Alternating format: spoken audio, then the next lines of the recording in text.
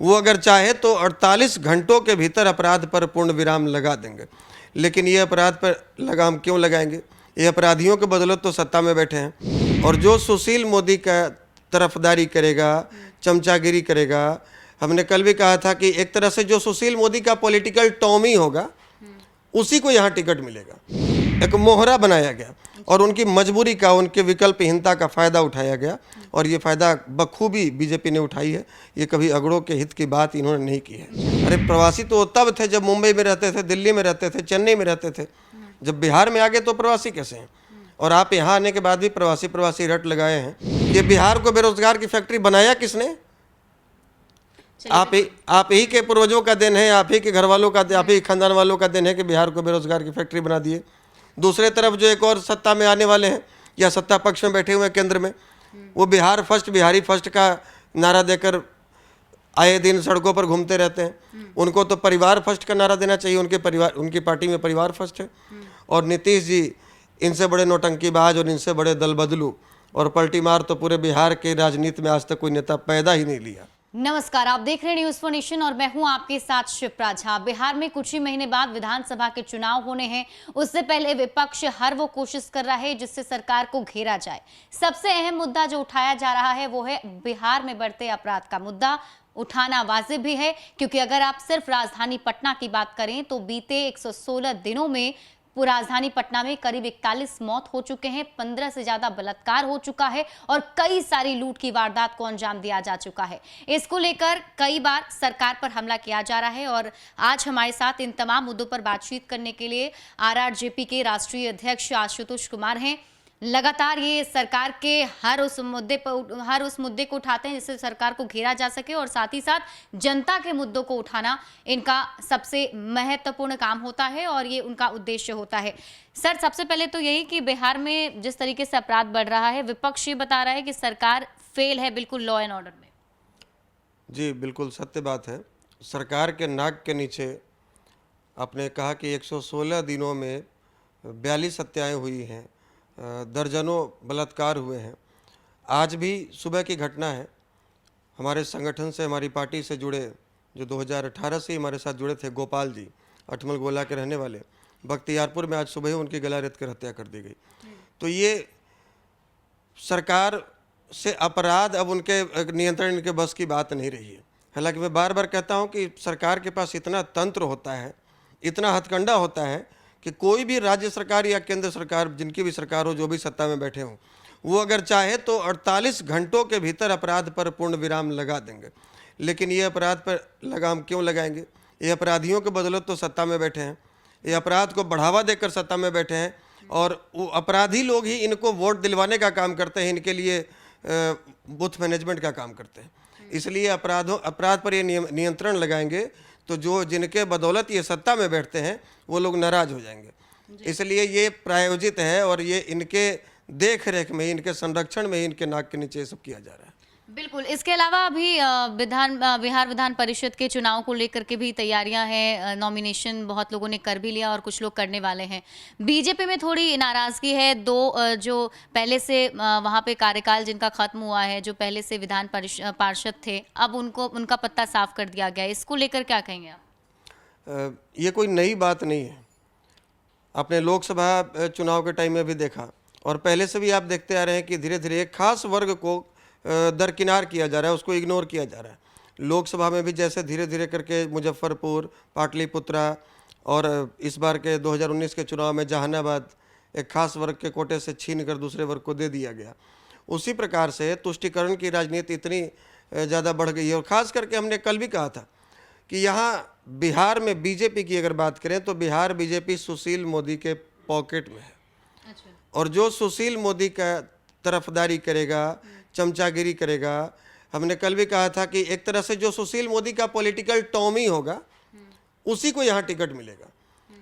आप देखे होंगे कि पूरे मगध क्षेत्र में, खास करके गया और जहानाबाद में, इनके वजूद को बचाए रखने वाले कुमार बाबू, कृष्ण कुमार सिंह जी, जहानाबाद से राधा मोहन शर्मा जी, जो कि ज़मीनी इनके कार्यकर्ता रहे हैं, ज़मीनी स्तर पर इनके पार्टी को मजबूती प्रदान करते रहे, और आज इनका टिकट काट दिया गया।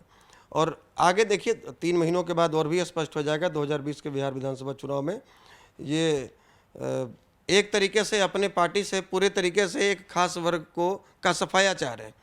क्योंकि ये लोग चमचागिरी नहीं कर सकते, ये अपना स्वाभिमान को इतना ऊंचा रखते हैं कि सुशील मोदी के जेब में फिट नहीं बैठ पाते हैं, इसलिए वो सुशील मोदी की आंख का कांटा बने रहते हैं। नहीं, बीते दिनों कुछ बीजेपी ने थोड़ा ट्रैक भी बदला है। पहले बीजेपी अगड़ों की राजनीति करती थी, अब जो दिख रहा है उससे लग रहा है कहीं ना कहीं पिछड़ी जाति पर भी बीजेपी का ज्यादा फोकस अब दिख रहा है।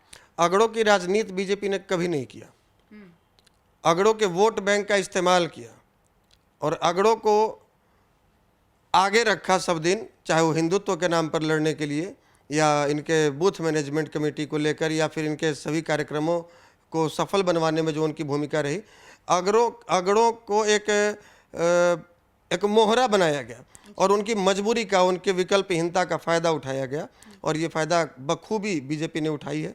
ये कभी अगड़ों के हित की बात इन्होंने नहीं की है। अच्छा, इसके अलावा आरआरजेपी की बात करते हैं। अभी चुनाव जो है नज़दीक है, तो ऐसे में आप कहाँ देखते हैं खुद को?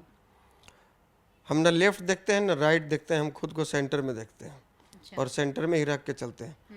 और ये जो चुनाव के टाइम में जैसे आप देख रहे होंगे अभी फ़िलहाल कि अगड़ा पिछड़ा हिंदू मुस्लिम इस तरह के बातों को बढ़ावा दिया जाता है और इसी के बदौलत पिछले 30 वर्ष से मंडल कमंडल की राजनीति करके बैकवर्ड फॉरवर्ड करके सत्ता में जो लोग काबिज रहे हैं, तो हमारी लड़ाई इनसे है जो पिछले 30 वर्षों से बिहार का शोषण कर रहे हैं, बिहार और बिहारी शब्द को गाली बना दिए हैं, तो बिहार को एक बेरोजगार पैदा करने वाली फैक्ट्री बना दिए हैं। इनके पास कोई विजन नहीं है, कोई सोच नहीं है कि हमारी सरकार बनेगी तो हम जो बाहर से 40 लाख जो कामगार हमारे जो भाई जिनको आप बिहार के लोग और उनको आप प्रवासी की संज्ञा दे रखे हैं। अरे प्रवासी तो तब थे जब मुंबई में रहते थे, दिल्ली में रहते थे, चेन्नई में रहते थे, जब बिहार में आ गए तो प्रवासी कैसे हैं? और आप यहाँ आने के बाद भी प्रवासी रट लगाए हैं, तो आप तो उनको एक तरह से अपने से बेगाने बना रहे हैं, उनको बाहरी दर्शा रहे हैं। तो उनके हाथ में हुनर है, कोई कपड़ा फैक्ट्री में काम करके आया है, कोई केमिकल फैक्ट्री में काम करके आया है, कोई आयरन फैक्ट्री में काम करके आया है। और बताइए कि लॉकडाउन की स्थिति में, कोरोना जैसी महामारी में, पंजाब में, दिल्ली में, गुजरात में, हरियाणा में जो लोग उनके मकान मालिक उनको घर से भगा दिए कि तुम यहाँ से भागो, तुम बीमारी फैला रहे हो, वो अपने बच्चों के साथ, बूढ़े माँ बाप के साथ, पत्नी के साथ दिल्ली से चलकर बिहार तक आए, तमिलनाडु से लेकर बिहार तक मानव श्रृंखला बना दिए। और ये महोदय जी यहाँ जल जीवन हरियाली को लेकर श्रृंखला बनाते रहे। तो ये जो लोग हैं ये दोबारा वापस नहीं जाना चाहते हैं, ये बिहार में रोजगार को लेकर तो सरकार काम कर ही रही है। पिछले दिनों ही गरीब कल्याण रोजगार योजना की शुरुआत की है पीएम मोदी ने, खगड़िया से ही इसकी शुरुआत हुई। उनका मानना भी ये था कि जो लोग शहर को चमका रहे हैं गांव को भी चमकाएंगे, तो तैयारी तो कर ही रही है सरकार। इनकी तैयारी कागजों में और टीवी पर चल रही है। अच्छा। आप बिहार की अगर बात कर रहे हैं, खगड़िया से शुरुआत कर रहे हैं महोदय, उनको शुरुआत तो पटना टाउन से करना चाहिए। 24 घंटे अगर लगातार बारिश हो गई तो पटना के हर गली मोहल्ले में नाव चलाने की स्थिति हो जाती है। तो जिस राज्य की राजधानी की ये स्थिति है, तो ये खगड़िया और किशनगंज और अरवल को क्या ठीक करेंगे? पहले पटना को तो ठीक कर लें, पटना को चमका लें, उसके बाद गांव को चमकाएं। तो ये केवल कागजों में इनका दिखावा चल रहा है। और पिछले 14.5 वर्ष से ये क्या कर रहे थे, सवाल हमारा ये है। और जब चुनाव आया है तब ये पेपर में छाप रहे हैं कि हम इतने वैकेंसी निकाल रहे हैं, हम इतने लोगों को रोजगार देंगे। कहाँ से देंगे आप? और क्या रोड मैप है आपके पास? इनको 50 लाख लोग, भी श्रीमान जी का, नीतीश कुमार जी का एक स्टेटमेंट आया था कि हम 50 लाख लोगों को बिहार में रोजगार देंगे। कोई उनसे पूछे, हम आपसे भी कह रहे हैं, आप भी सवाल पूछिए उनसे कि आप कैसे रोजगार देंगे और इसके लिए क्या आपके पास रोड मैप है? कोई रोड मैप नहीं है।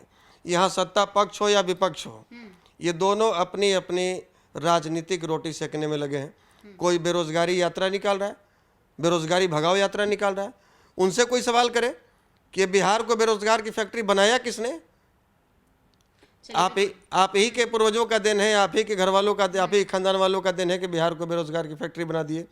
दूसरे तरफ जो एक और सत्ता में आने वाले हैं या सत्ता पक्ष में बैठे हुए हैं केंद्र में, वो बिहार फर्स्ट, बिहारी फर्स्ट का नारा देकर आए दिन सड़कों पर घूमते रहते हैं। उनको तो परिवार फर्स्ट का नारा देना चाहिए, उनकी पार्टी में परिवार फर्स्ट है। और नीतीश जी इनसे बड़े नौटंकीबाज और इनसे बड़े दल बदलू और पलटी मार तो पूरे बिहार के राजनीति में आज तक कोई नेता पैदा ही नहीं लिया। बिल्कुल, मतलब कहने का मतलब ये है कि सत्ता पक्ष लालू यादव को लेकर के बोलती है और लालू यादव के तेजस्वी यादव जो है नीतीश सरकार पर हमला करके राजनीति कर रहे हैं। आप एक नया विकल्प जनता के लिए उभर के आ सकते हैं। क्या कुछ खास है आपकी पार्टी में? देखिए, हमारा विज़न केवल हम विकासवाद की राजनीति करना चाहते हैं, जातवाद की और धर्म की राजनीति नहीं करना चाहते हैं।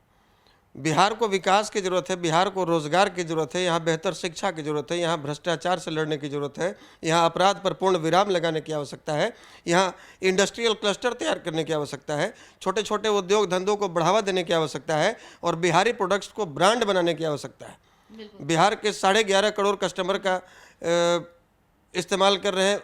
उत्तराखंड में बना हुआ दंतकांति बिहार के 11.5 करोड़ लोग इस्तेमाल कर रहे हैं, तो उससे उत्तराखंड सरकार का विकास हो रहा है, वहाँ के सरकार को राजस्व मिल रहा है, वहाँ के लोगों को रोजगार मिल रहा है। MDH और गोल्डी मसाला राजस्थान का बना हुआ, हम बिहार में 11.5 करोड़ कस्टमर इस्तेमाल कर रहे हैं, तो उससे तो राजस्थान सरकार को राजस्व जा रहा है और वहाँ के लोगों को रोजगार मिल रहा है। और यहाँ के लोग, सबसे बड़ी बात कि हमें तकलीफ तब होती है जब बिहार के युवाओं को हम देखते हैं।